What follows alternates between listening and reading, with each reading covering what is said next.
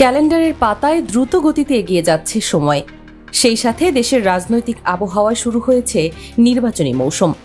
নির্বাচনকে সামনে রেখে বাংলাদেশের রাজনৈতিক অঙ্গন এখন জমে উঠেছে প্রচারণায়। সব মিলিয়ে নির্বাচনের এই মৌসুমকে কেন্দ্র করে রাজনৈতিক দলগুলোর প্রস্তুতি এখন তুঙ্গে। সেই সঙ্গে বিশেষ গুরুত্বের সাথে নির্বাচন করা হচ্ছে প্রতিটি আসনের প্রার্থিতা। বিভিন্ন দলের সবচেয়ে যোগ্য আর আস্থাভাজন প্রার্থীদের মধ্যেই চলছে এই আসন বিন্যাস। বিশেষ করে গাজীপুরের নবগঠিত ৬ নম্বর সংসদীয় আসন এখন চলে এসেছে আলোচনার কেন্দ্রবিন্দুতে।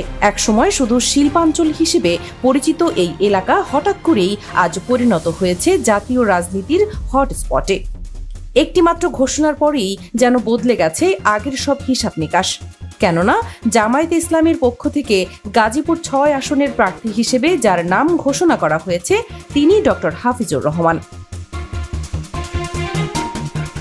নামটি উচ্চারিত হতেই রাজনৈতিক অঙ্গনে শুরু হয়েছে এক প্রবল আলোড়ন। কারণ তিনি প্রচলিত রাজনৈতিক ধারার চেনা কোনো মুখ নন, বরং তিনি একাধারে তুরস্কের একটি নামকরা বিশ্ববিদ্যালয়ের শিক্ষক, একজন গবেষক এবং একজন লেখক। বলা যায় একাডেমিক জীবনের সাফল্যের মুকুট মাথায় নিয়ে এবার তিনি নামছেন বাংলাদেশের মাঠ পর্যায়ের রাজনীতিতে, যেখানে সততা, দর্শন আর কঠোর বাস্তবতা একসাথে মিলে রচনা করে টিকে থাকার এক নতুন সংগ্রাম। তুরস্কের বিশ্ববিদ্যালয় থেকে জামায়াতে ইসলামীর পদপ্রার্থী হিসেবে পরিচিত পাওয়া ডক্টর হাফিজুর রহমানের উত্থানের গল্প কম রোমাঞ্চকর নয়। টঙ্গীর ঐতিহ্যবাহী তামিরুল মিল্লাত মাদ্রাসা থেকে শুরু করে ঢাকা বিশ্ববিদ্যালয়ের আন্তর্জাতিক সম্পর্ক বিভাগ, সব জায়গায় তিনি রেখেছেন মেধা ও নেতৃত্বের ছাপ। গাজীপুর জেলার বাড়িয়া ইউনিয়নের কালনি গ্রামের সন্তান এই মানুষটি দাখিল ও আলিম পরীক্ষায় জিপিএ 5 অর্জন করে এগিয়ে যান উচ্চশিক্ষার পথে। ঢাকা বিশ্ববিদ্যালয় থেকে অনার্স ও মাস্টার্স শেষ করে তুরস্ক সরকারের স্কলারশিপে তিনি ভর্তি হন আঙ্কারার গাজী বিশ্ববিদ্যালয়ে, যেখান থেকে তিনি অর্জন করেন পিএইচডি ডিগ্রি। এভাবেই গাজীপুরের হাফিজুর রহমান হয়ে ওঠেন ডক্টর হাফিজুর রহমান। দেশে আসার আগে তিনি সহকারী অধ্যাপক হিসেবে দায়িত্ব পালন করেছেন তুরস্কের তুকাত গাজী উসমান পাশা বিশ্ববিদ্যালয়। তবে একাডেমিক পরিচয়ের বাইরেও তিনি পরিচিত হয়েছেন একজন লেখক ও চিন্তাশীল বিশ্লেষক হিসেবে। তার লেখা বই এরদোয়ান দ্য চেঞ্জ মেকার রীতিমতো সাড়া ফেলে দিয়েছিল পাঠক মহলে। বইটি বাংলাদেশের বইমেলায় সর্বাধিক বিক্রিত গ্রন্থের তালিকায় স্থান পেয়েছে। তাছাড়া তার লেখা আমার দেখা তুরস্ক এবং ইসলামী রাজনীতি তত্ত্বে রাষ্ট্র ধারণা বই দুটি তরুণ পাঠকদের কাছে তাকে এনে দেয় এক নতুন পরিচিতি। তার ভেতরে থাকা সোনালী সম্ভাবনাগুলো হয়তো তখন থেকেই প্রকাশ পেতে শুরু করে। তার জীবনের যাত্রাপথ যেন এক নিখুঁত পরিকল্পনার গল্প। একজন তরুণ ছাত্রনেতা থেকে শুরু করে আন্তর্জাতিক একাডেমিক মহলের নামকরা ব্যক্তিত্ব, আর এখন তিনি আবির্ভূত হয়েছেন বাংলাদেশের রাজনৈতিক ময়দানের এক নতুন চ্যালেঞ্জার হিসেবে। তুরস্কের প্রবাসী বাংলাদেশিদের নেতৃত্ব দেওয়া থেকে শুরু করে ইসলামী রাজনীতির গবেষণা সবকিছুতেই নিজের স্বাক্ষর রেখে গেছেন তরুণ এই বুদ্ধিজীবী। তাই যখন তিনি ঘোষণা দিলেন তুরস্কের নিরাপদ ক্যারিয়ার ছেড়ে বাংলাদেশের নির্বাচনী রাজনীতিতে যোগদান করার, তখনই রীতিমতো শোরগোল শুরু হয়ে গেল বাংলাদেশের রাজনৈতিক অঙ্গনে।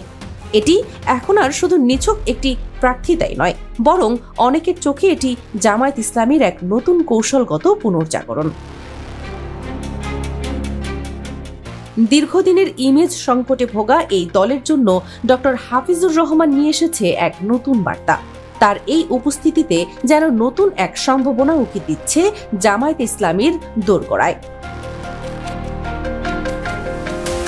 রাজনৈতিক বিশ্লেষকরা বলছেন ডক্টর হাফিজুর রহমানের এই উপস্থিতি মধ্যবিত্ত ও শিক্ষিত তরুণ ভোটারদের কাছে জামায়াতকে নতুন করে তুলে ধরতে সাহায্য করবে। ফলে গাজীপুরের এই আসনের জন্য তিনি হয়ে উঠতে পারেন এক নতুন ট্রাম্প কার্ড। সামাজিক যোগাযোগ মাধ্যমে ইতিমধ্যেই তাকে নিয়ে প্রশংসার ঢেউ উঠেছে। অনেকেই বলছেন বাংলাদেশের রাজনীতিতে এখন সময় এসেছে এমন ইন্টেলেকচুয়াল নেতৃত্বের, যারা তাদের আধুনিক চিন্তা এবং আদর্শগত নীতিকে পুঁজি করে পরিবর্তন আনতে পারে রাজনীতির সেই পুরনো ধারার। তবে বাস্তবতার মাটিতে পা ফেললে রাজনীতি কখনই খুব সহজ হয়ে ধরা দেবে না।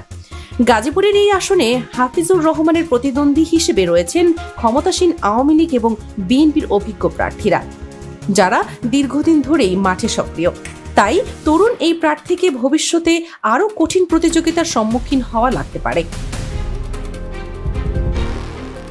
গত শুক্রবার 10 অক্টোবর সকালে গাজীপুর মহানগরে অনুষ্ঠিত জামায়াত ইসলামীর রুকুন সম্মেলনে দলের সেক্রেটারি জেনারেল মিয়া গোলাম পরোয়ার আনুষ্ঠানিকভাবে ডক্টর হাফিজুর রহমানের প্রার্থিতা ঘোষণা করেন। ঘোষণার পরপরই উপস্থিত রুকন ও নেতাকর্মীদের মধ্যে দেখা যায় এক অভূতপূর্ব উদ্দীপনা। অনেকেই মনে করছেন এই প্রার্থী জামায়াতকে শুধু ভোটের প্রতিযোগিতায় নয়, চিন্তার লড়াইও নিয়ে যাবে নতুন উচ্চতায়। তবু প্রশ্ন থেকে যায়, আন্তর্জাতিক প্রেক্ষাপট থেকে বেড়ে ওঠা একজন নতুন মুখ কি পারবে মাঠের কঠিন রাজনীতিতে টিকে থাকতে?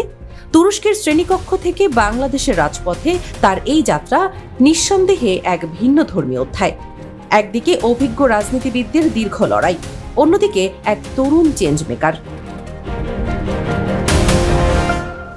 এই দ্বন্দ্বই এখন গাজীপুরের রাজনীতিকে পরিণত করেছে এক স্নায়ুযুদ্ধের ময়দানে। তবে ফলাফল যাই হোক, একটি বিষয় স্পষ্ট, ডক্টর হাফিজুর রহমানের আগমন বাংলাদেশের রাজনীতিতে এক নতুন কৌশল ও সম্ভাবনার দ্বার খুলে দিয়েছে। তার প্রার্থিতা হয়তো একটি নির্দিষ্ট আসনগত লড়াইয়ের চেয়েও বড় আকারে ধরা দিতে পারে। এটি হতে পারে দেশের ভবিষ্যৎ রাজনৈতিক সংস্কৃতির পথে এক নতুন সূচনা।